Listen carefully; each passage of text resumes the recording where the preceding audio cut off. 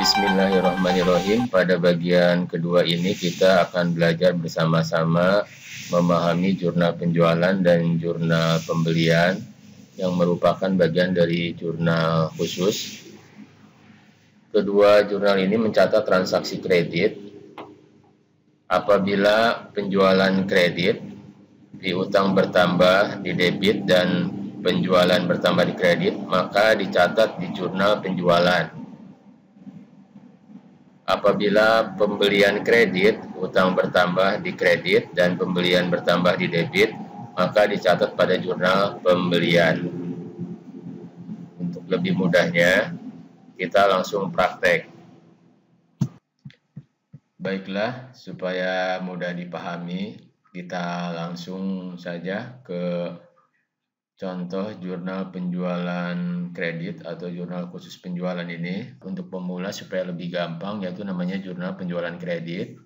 Jadi hanya khusus untuk penjualan kredit saja, di mana dengan transaksi penjualan kredit ini piutangnya bertambah di debit dan penjualannya bertambah di kredit. Kita perhatikan tabelnya seperti ini ya, ada tanggal, nomor bukti, keterangan bisa diisi dengan akun, kemudian debitnya piutang dagang, kreditnya penjualan, dan serba-serbi adalah untuk menampung nominal yang transaksinya hanya beberapa kali terjadi. Ya, untuk pahamnya kita langsung transaksi tanggal 7 April 2020 dijual dengan kredit kepada toko Ali barang dagangan seharga 2 juta, invoice nomor 21. Kita masukkan tanggalnya.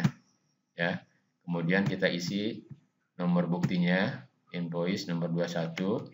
Kita isi keterangannya dengan nama toko Ali. Karena kita menjual barang dagangan, berarti piutang dagangnya bertambah di debit dan penjualannya juga bertambah di kredit.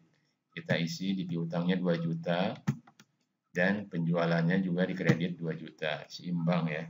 Jadi jurnal khusus ini hanya satu baris. Debit dan kreditnya satu baris. Tanggal 8 dijual dengan kredit kepada toko Dharma barang dagangan seharga 3 juta, faktur nomor 22. Kita isi tanggalnya, tanggal 8 April, invoice-nya nomor 22, keterangannya kita isi nama tokonya, toko Dharma, ya. Piutangnya akan bertambah 3 juta dan penjualan akan bertambah 3 juta. Kita isi piutangnya di debit dan kreditnya penjualan. Kemudian untuk tanggal 10 dijual dengan kredit kepada toko Putri barang dagangan seharga 2.500.000, nomor fakturnya 23.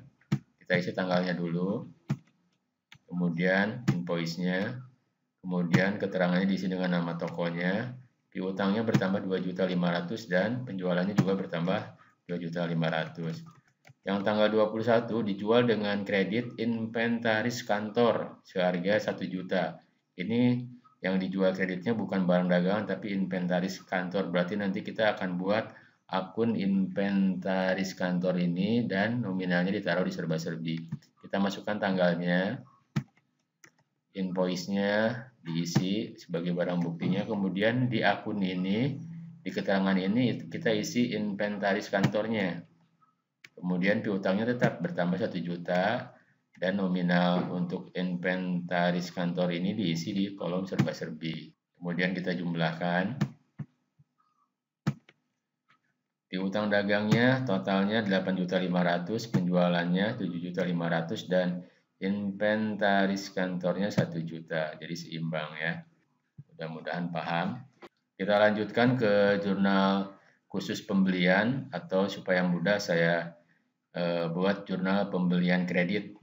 Karena tidak semua pembelian itu masuk ke jurnal pembelian. Ada transaksi pembelian tunai masuknya ke jurnal pengeluaran kas ya. Di bagian pertama sudah kita bahas. Kita langsung perhatikan tabel jurnal pembelian ini, tanggalnya ya, ada tanggal, ada nomor bukti, keterangan dan akun. Jadi keterangan ini bisa diisi dengan nama toko atau perusahaan atau diisi dengan nama akunnya juga. Karena pembelian kredit, maka pembelian akan bertambah di debit dan utang dagang akan bertambah di kredit. Sedangkan serba-serbi ini adalah untuk menampung nominal yang transaksinya jarang terjadi. Kita langsung ke transaksi pertama, tanggal 3 April 2020 dibeli dengan kredit dari toko adil barang dagangan seharga 1 juta, faktur nomor 01. Kita isi tanggalnya 03 April, kemudian nomor buktinya kita isi, ya, keterangannya kita masukkan nama tokonya. Dengan transaksi pembelian kredit ini maka pembelian akan bertambah di debit dan utang dagang akan bertambah di kredit. Ya, satu baris ini jurnalnya ya. Kemudian untuk transaksi tanggal berikutnya tanggal 5 dibeli dengan kredit dari toko Ikhlas barang dagangan seharga 2 juta, faktur 03. Kita isi tanggalnya. Ya, nomor buktinya kita isi, keterangannya toko Ikhlas. Pembeliannya bertambah di debit 2 juta dan utangnya bertambah di kredit 2 juta.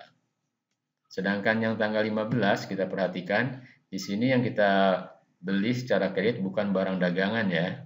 Jadi bukan pembelian yang bertambah, tapi nanti nama akun yang kita beli itu peralatan atau perlengkapan yang bertambah.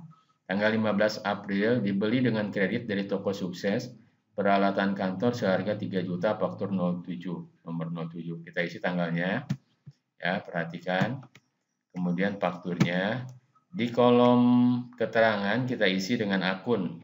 Ya, kita belikan peralatan kantor, kita isi dengan alat kantor aja akunnya.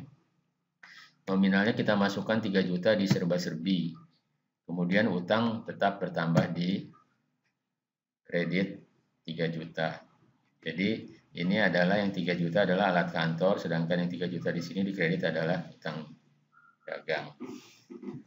Transaksi yang terakhir, ya, contoh yang terakhir 20 April diberi dengan kredit dari toko adil barang dagangan seharga 2 juta. Kita isi tanggalnya, ya, tanggal 20, nomor fakturnya kita isi, keterangannya toko adil. Nah, pembeliannya bertambah karena kita membeli secara kredit barang dagangan. 2 juta masuk, kemudian utang juga bertambah 2 juta.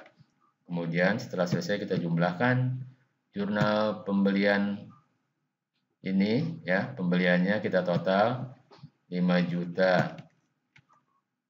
Alat kantornya 3 juta, utang dagangnya 8 juta, seimbang ya debit kreditnya ya. Demikian pembahasan kita tentang jurnal khusus untuk jurnal penjualan dan untuk jurnal pembelian.